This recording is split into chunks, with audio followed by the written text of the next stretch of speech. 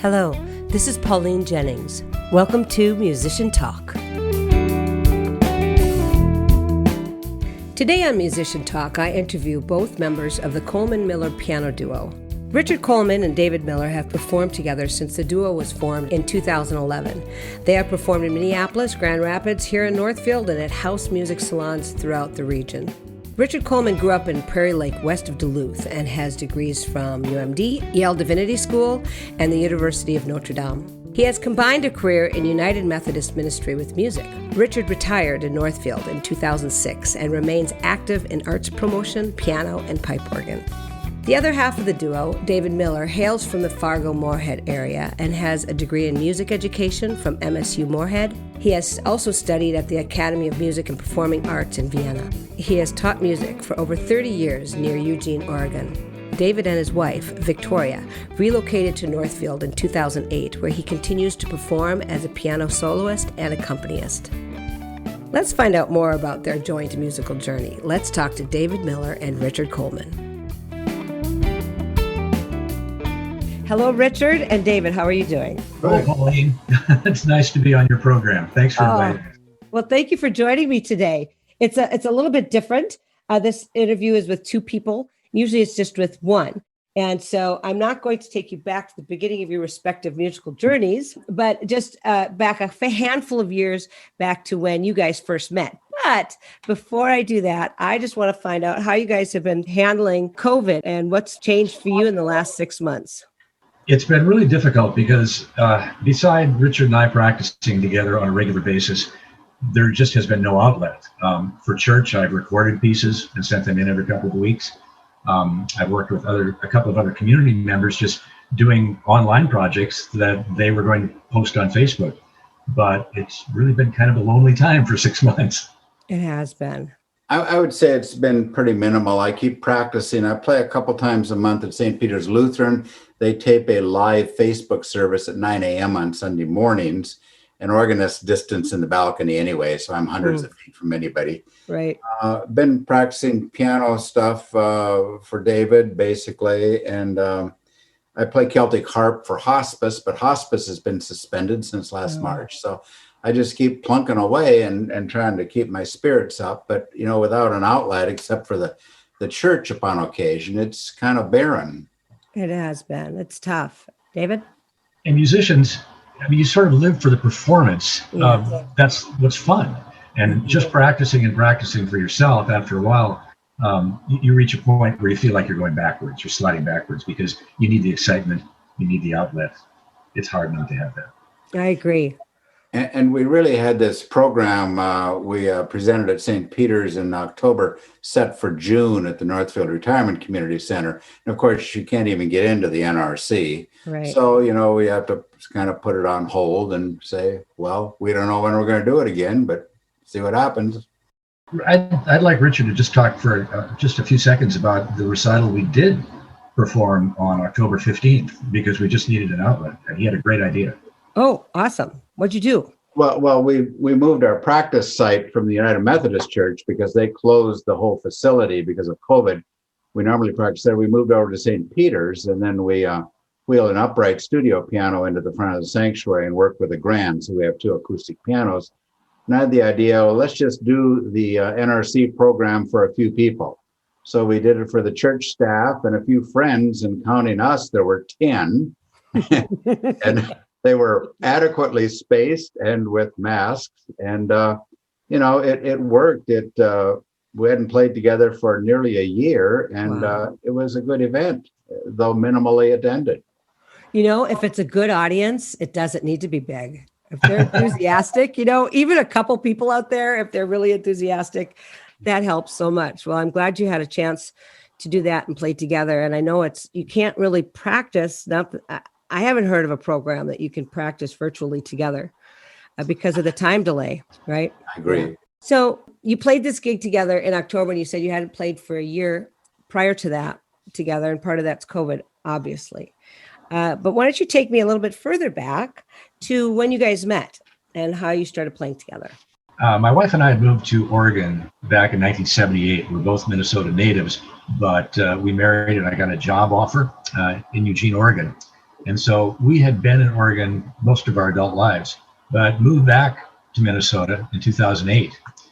And it was a pretty big change because even though we were native Minnesotans, we had a lot of friends back in Eugene, and that felt like where our home was at that point.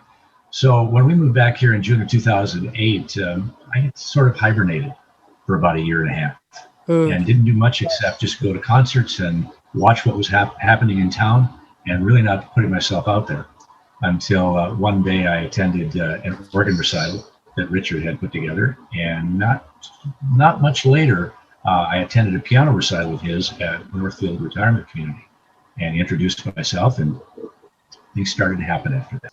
And I'd like to put in that Wayne Keevil, the director of E Cantante, said something to each of us about the other guy. Nice. Maybe you guys want to get together, but then I put together, well, David's been sneaking into my recitals, spying on me. And so I think I called him up and I went over to his house and we tried some things together. And so that's kind of how it took off. And the name of this group is Collman-Miller Piano Duo. Yes. And had you guys ever played duo piano gigs before? I had a gig way back when I finished college, my senior year in college, and my first year of working teaching. I joined with another musician, and we provided dinner time entertainment at the Ramada Inn in Moorhead. He and I played down there for a year, and then I had a teaching job come up in Rush City, Minnesota, just north of St. Paul, about 40 miles.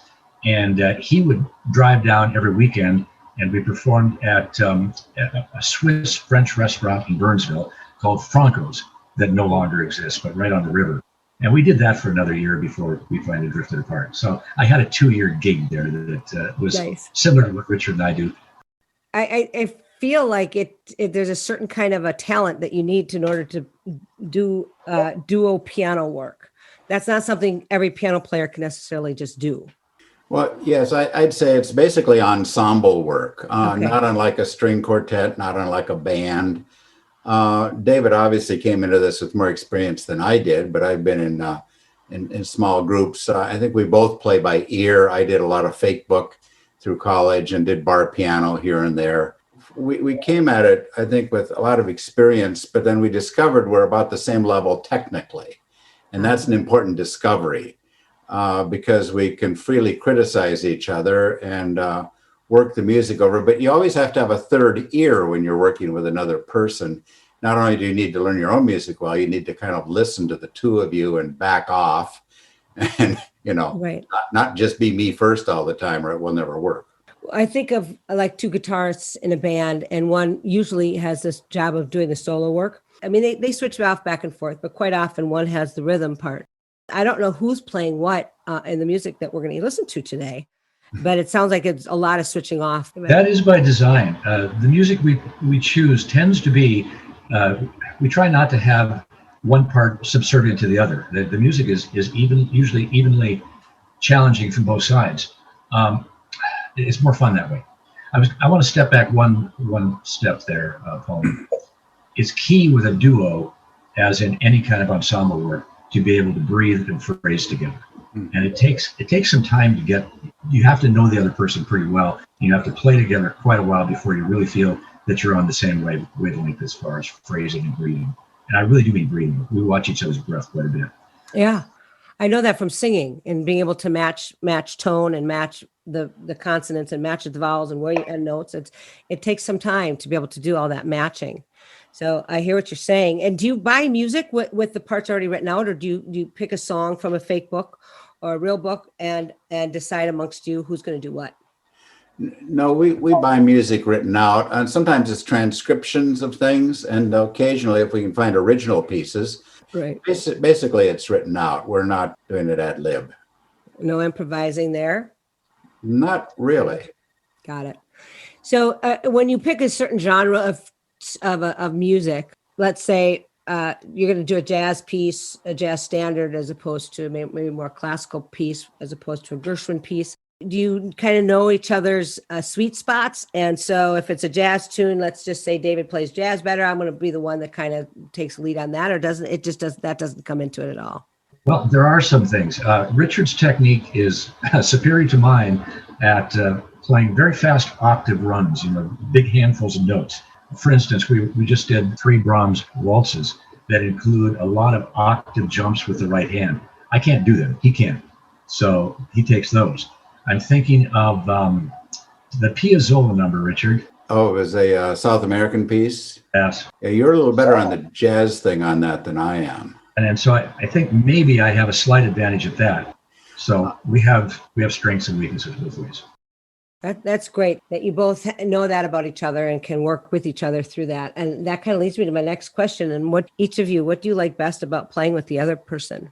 I feel I can tackle music with the duo that I don't think I'd try to play solo. Then that doesn't necessarily mean that they're solo pieces that we split parts on, but I find that the difficulty level of some of the pieces that we're really challenged by, I can produce a better sound and more confidence with a duo than I can with solo.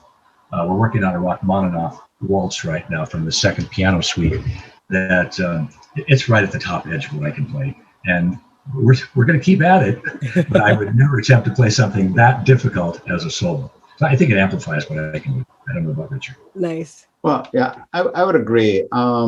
It makes us, I think we're better together than we are alone. I did a program for Valentine's Day at the Northfield Retirement Center in February, all kinds of love songs from popular to classical. And I was really quite nervous for that program. I was sitting there thinking, where's David? I wouldn't be as nervous if he were up here with me. There's some confidence in playing together. And, we've been together long enough. We're pretty empathetic. We breathe together. We look at each other. We almost read each other's minds. So I was kind of almost startled that I was so nervous on this program. Well, and I find that interesting too, because you think of somebody who, as seasoned as both of you are in playing piano and as many years as you've done it, that maybe somebody young would look at that and starting out their career in music and say, when I get to that point, then I'm going to not have to deal with all these nerves. But it every time it seems to be there a little bit, even if you have your partner there. But that gives you the edge, doesn't it? A little bit? The nerves never go away, at least not for me. It's a two-sided sword, as you know, Pauline, because you're an excellent performer. If you're not nervous at all, you're probably not where you need to be for that performance. You need to have a little edge. I agree. You just don't want it to be debilitating. So let's set up this first song. It's called Scaramouche, which means clown in the commedia dell'arte tradition of theater. I know that because I looked it up because it's used in my favorite song, Bohemian Rhapsody. Yes. But why don't you tell me a little bit about this song and then we'll take a listen. Neil wrote this suite because he had been working with children's theater and he had been scoring some of the music for the children's theater productions.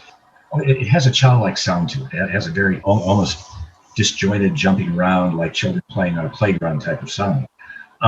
What I read about the piece when we first started it was that he had been asked to write this for the theater, and he was actually hoping it wouldn't become so popular. He was just finishing an assignment. And of course, the 3 movements of the suite became enormously popular, and he was tasked with writing dozens and dozens of arrangements of the piece. Not everybody at this point in 2020 knows this piece that well, but it was enormously popular during the 30s and 40s. Who wrote it? I'm sorry, I missed that. Who wrote it? Darius Milhaud, Milhaud. He was a member of the Les Six, the 6 kind of rebellious composers in France in the early part of the 20th century. So he was, playing around with polytonality, 2 instruments in 2 different keys. The 3rd movement of this is a samba, which is really interesting. He was the teacher of Dave Brubeck, incidentally. Wow. And that's an interesting piece of information. But he labored a lot on this piece. He really worked hard on it. And I think it reveals that it's a vif, fast opening movement, a beautiful lyrical 2nd movement, and then a samba 3rd movement. And Dave Miller's wife, Vicky, calls this piece Debussy on steroids. It's fun. Let's just take a listen to this song on steroids. Here it is.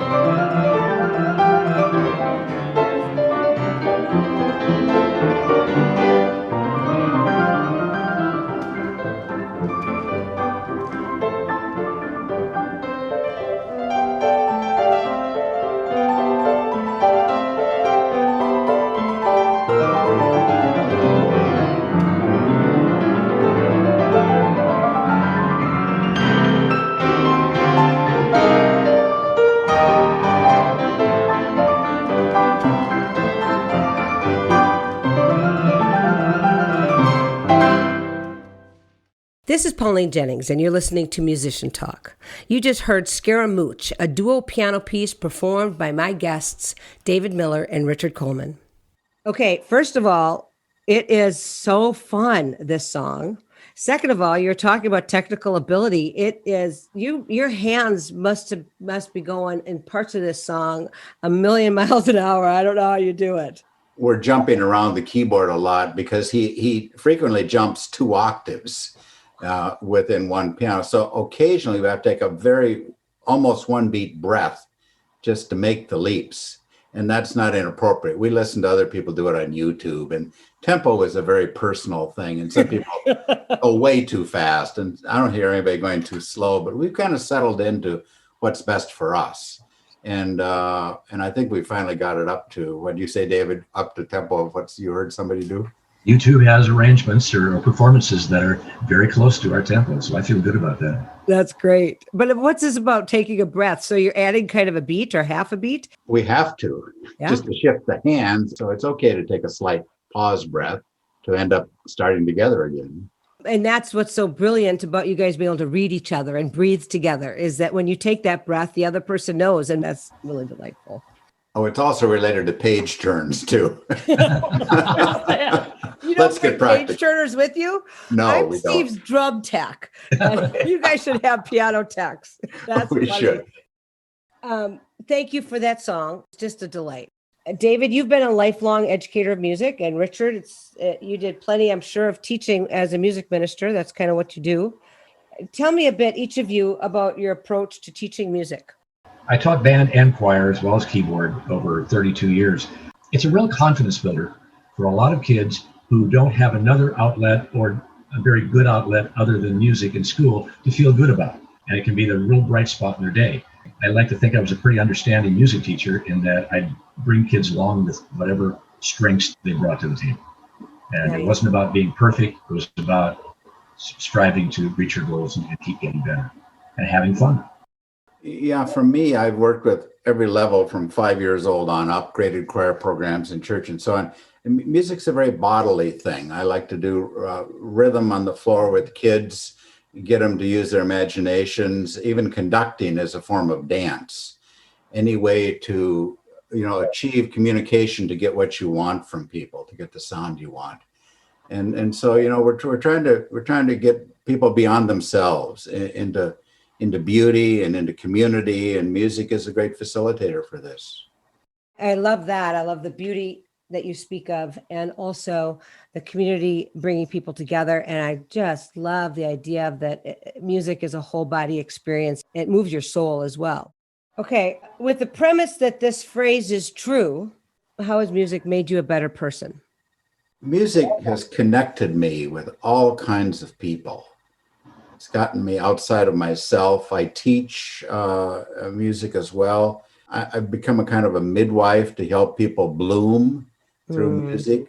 It's the connection element that's really important for me. It's always a way of connecting and getting in touch with others, as well as a lot of beauty. I'm basically an introvert. Richard knows this, but when I'm at the piano, I can be an extrovert. And I think that brings out a part of me that isn't part of my normal personality. I shouldn't say normal, not part of my everyday personality. Secondarily, how's it made me a better person? I find that the older I get, the more it's easier for me to sink into a piece of music, whether it's a choral piece or it's a musical I've seen 100 times, and it just gets me every time, the lump in the throat. And I think that connection with my own emotions is amplified by so many kinds of music. Oh, I love that. Nice. You've played together for over 10 years. What part of playing as a duo has improved most over those years? I keep a database, and I think Richard does too, of pieces we played. We have probably 50 or 60 pieces in our repertoire over the last 10 years. But what I notice is that the difficulty level, the challenge level has increased, especially in the last maybe 3 or 4 years. It seems every time we put a program together, we add a new piece of music that we seem to be pushing ourselves up to a higher and higher level every time we perform. And that feels good. We read each other better, because occasionally people will say, you people are communicating non-verbally very well, and we need to. And I think I've developed what I call my third ear, as if I were a person standing out listening to the two of us. What are we sounding like? I think we both developed listening better in addition to the technical level David talked about. And listening is key, isn't it, to any kind of ensemble work? Yes. Definitely. So this next song is called It's Wonderful, and it's written by Gershwin, did you say? Yes, George and Ira, both the brothers, yeah. Got it. The Gershwins. So It's Wonderful. Tell me about this song a little bit. I'll just do a little background on how we came to do a series of Gershwin pieces. First few years Richard and I played together, we covered all of the novelties. And then I think probably about the same time, Richard came up with transcriptions of 3 preludes by Gershwin, which are more classical in nature than what you're going to hear in a few minutes. I discovered a woman who's transcribing piano rolls from the 1920s that Gershwin had cut. He did dozens and dozens of piano rolls for the record companies of his own pieces as well as others. The technical part of this is he used what's called a reproducing piano. It's a player piano that punches holes in a paper roll, but the reproducing piano is much more complex. It records not just on and off notes, but dynamics, shadings, pedal, sostenuto pedal, and so you got a much more complete recording of the performance, although it was not a recording like a tape recorder or a modern LP. Transcribing these produces something that sounds incredibly difficult, even though Gershwin himself was the only one playing, because he was able to play one track and then go back and overdub his own playing and add more sweetening to it. Wow. And so when they're transcribed, there's no way one person could play everything he was playing because he was literally multi-tracked. And so we started playing some of these arrangements, what do you think, probably 5 years ago. The one you're going to hear today, we kept putting off because it was so difficult. We finally took it on. What's so difficult about it, Richard? Well, Gershwin was a genius, and he would sit down at a party and whip off these 1 to 2 minute arrangements, and he puts all these jazz licks in them. They're chromatic as all get out. They're fillers, 2 or 3 measure fillers. And, we're sitting there trying to figure out all the accidentals and the sharps and the flats. He would just do this. It was part of his nature. We don't just do it without learning it and then making it sound easy. So, the lyrics, wonderful, it's marvelous that you should care for me. That keeps going through my head. And it was actually from a 1927 musical that never got off the ground. Oh, really? But he puts all these great things in it, and we just have to kind of learn it and be lesser mortals. But Gershwin was so wonderful at the piano. It's just, he's still an underrated composer. He's one of America's great composers and improvisers, for that matter. And that's a great setup for one of his songs. And let's take a listen to It's Wonderful.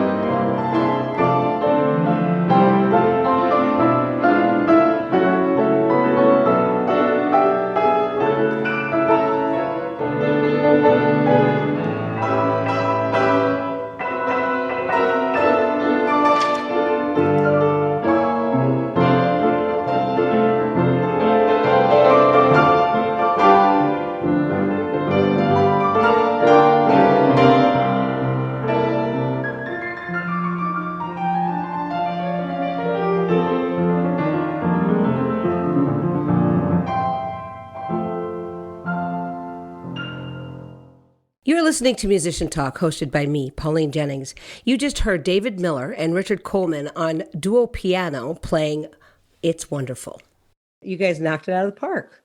It sounds really hard. I mean, you make it sound easy, but you can tell it's just a tough piece. And you guys pull it off like it's not.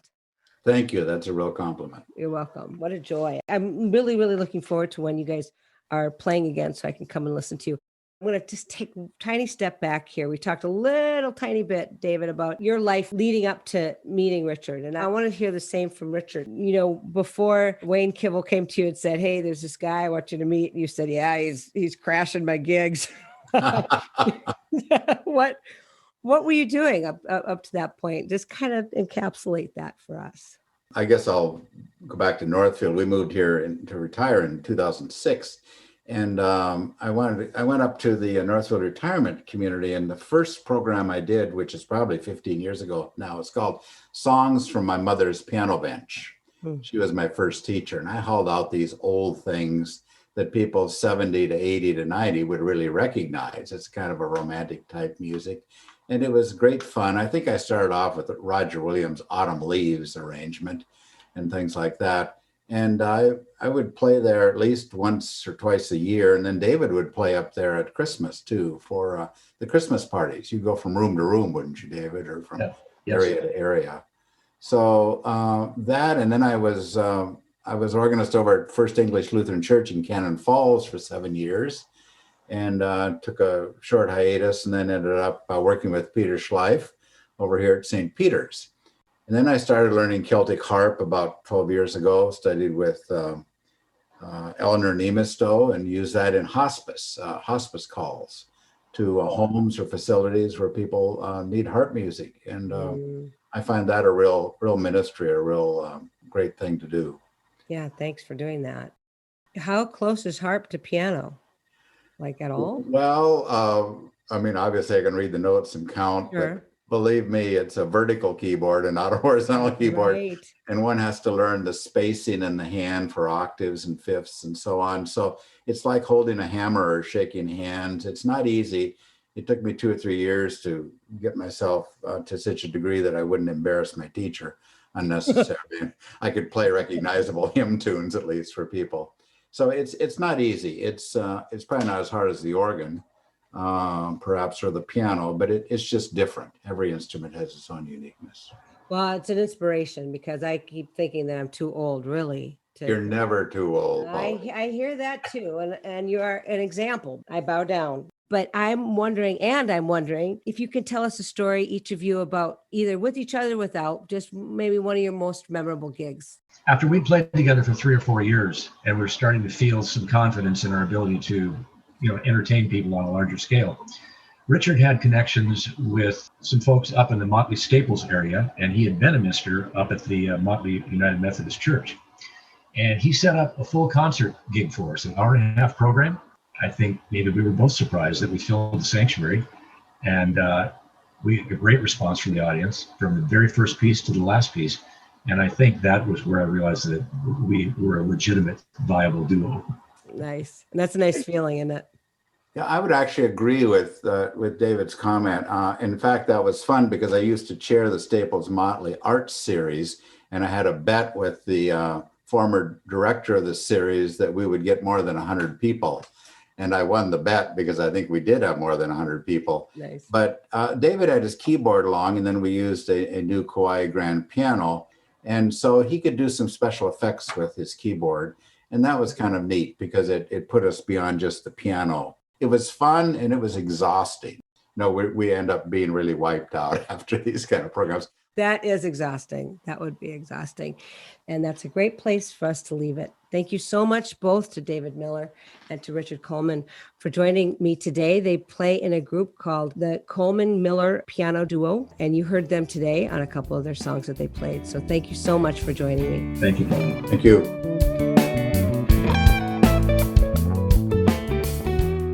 Many thanks to Richard Collman and David Miller for joining me for this lively conversation, and so many, many thanks to you for listening to Musician Talk on the One KYMN. You have a terrific day.